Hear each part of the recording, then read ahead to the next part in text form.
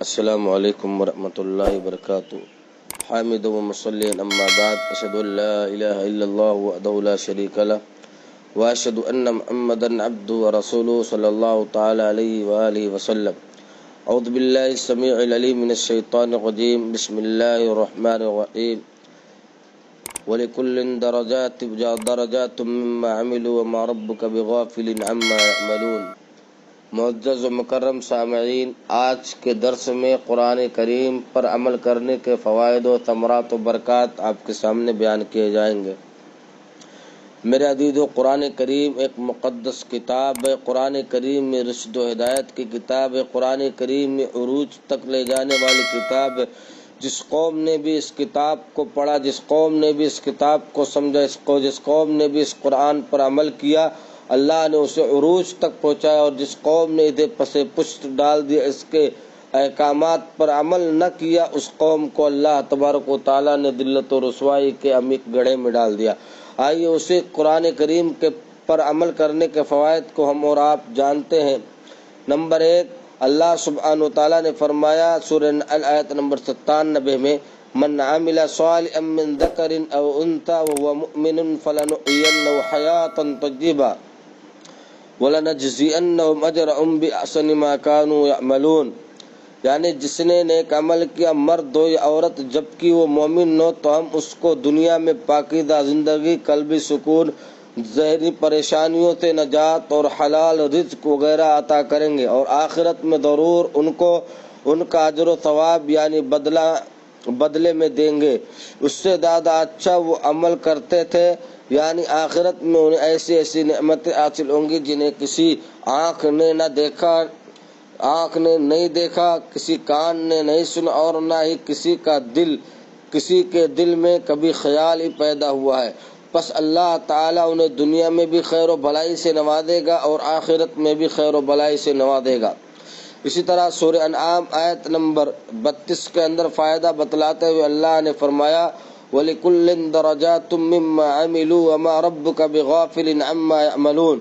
اور ان میں سے ہر ایک کے لیے بلعاد اعمال مختلف درجے ہیں۔ مثلا اہل جنت کے لیے جنت میں مختلف درجات ہوں گے،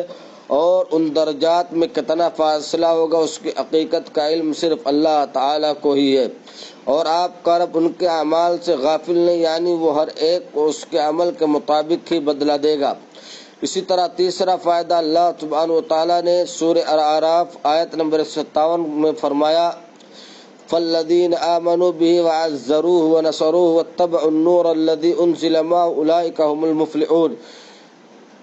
پس جو لوگ آپ صلی اللہ علیہ وسلم پر ایمان لائے اور جنہوں نے آپ کی توقیر و تعظیم کی اور آپ کی مدد کی اور اس نور ہدایت یعنی قرآن کریم کی پیروی کی جو آپ کے ساتھ اترا ہے، وہی لوگ فلاح پانے والے ہیں،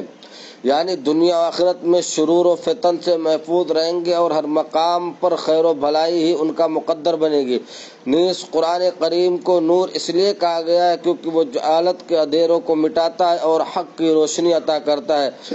جس میں چلنا اندھیرے میں چلنے کی بنسبت بہت آسان ہے۔ لہذا ہر مسلمان کو چاہیے کہ قرآن کے نور سے روشنی حاصل کرے اور اس کے اوامر پر عمل کرے اور اس کے نواہی سے اجتناب کرے۔ اسی طرح چوتھا فائدہ اللہ تبارک و تعالیٰ نے بیان فرماتے ہوئے فرمایا سورہ محمد آیت نمبر 2 کے اندر، والذین آمنوا وعملوا الصالحات وآمنوا بما نزل على محمد وهو الحق من ربهم كفر عنهم سیئاتهم واصلح بالهم، یعنی جو لوگ ایمان لائے اور انہوں نے نیک عمل کی اور اس قرآن پر بھی ایمان لائے جو محمد صلی اللہ علیہ وسلم پر نازل کیا گیا، اور وہ حق ہے ان کے رب کی طرف سے، اللہ نے ان سے ان کی برائیاں دور کر دی، خواہ چھوٹی ہو یا بڑی، اور جب ان کے گناہ مٹا دیے گئے تو یقیناً وہ دنیا آخرت کے عذاب سے نجات پا گئے، اور ان کے حال کے اصلاح فرضی۔ اس سے بڑی اور کیا نعمت ہو سکتی ہے کہ انسان کے تمام احوال کی اصلاح کر دی جائے، اس کے تمام معاملات درست ہو جائے، اسے قلبی اطمینان نصیب ہو جائے، ہر وقت وہ راحت و سکون میں ہو، پریشانیوں سے اسے نجات مل جائے، پاکیزہ زندگی اسے نصیب ہو جائے، اور اللہ تعالیٰ سے اجر عظیم کی اسے بشارت مل جائے۔ اسی طرح اللہ تعالیٰ نے پانچواں فائدہ بتلاتے ہوئے سورہ زمر آیت نمبر 17 اور 18 میں کہا، فبشر عباد الذين يستمعون القرآن فيتبعون أحسنه أولئك الذين هداهم الله وأولئك هم أولو الألباب۔ آپ میرے ان بندوں کو بشارت دے دیجئے جو بات کو غور سے کان لگا کر سنتے ہیں اور اچھی بات کی پیروی کرتے ہیں، اور یقیناً سب سے اچھی بات اللہ تعالیٰ کی ہے، پھر رسول اللہ صلی اللہ علیہ وسلم کی ہے۔ یہی وہ لوگ ہیں جنہیں اللہ نے ہدایت دی، اور یہی عقل والے یعنی اللہ اس کے رسول کی بات پر عمل کرنے والے ہدایت یافتہ بھی ہے اور عقل مند بھی، کیونکہ نیک اعمال بجا لانے کی خوبی ان میں اسی وجہ سے ہے کیونکہ اللہ تعالیٰ نے انہیں امور خیر کی ہدایت سے نوازا ہے، اور چونکہ یہ لوگ اچھائی برائی میں تمیز کر سکتے ہیں اس لیے یہ عقل مند بھی ہیں۔ اور اگر یوں کہا جائے کہ عقل مندی ہے ہی اسی چیز کا نام تو بے جانا ہوگا، کیونکہ جو انسان اچھائی اور برائی میں تمیز نہیں کر سکتا وہ یقیناً ناقص العقل ہے، اور ان ہدایت یافتہ لوگوں نے دنیا کی ادنا زندگی پر آخرت کی ابدی زندگی کو ترجیح دی ہے، تو بلا شبہ یہ ان کی عقل مندی ہی کی علامت ہے۔ اللہ تبارک و تعالیٰ سے دعا ہے کہ بار الہ تو ہمیں قرآن کریم کو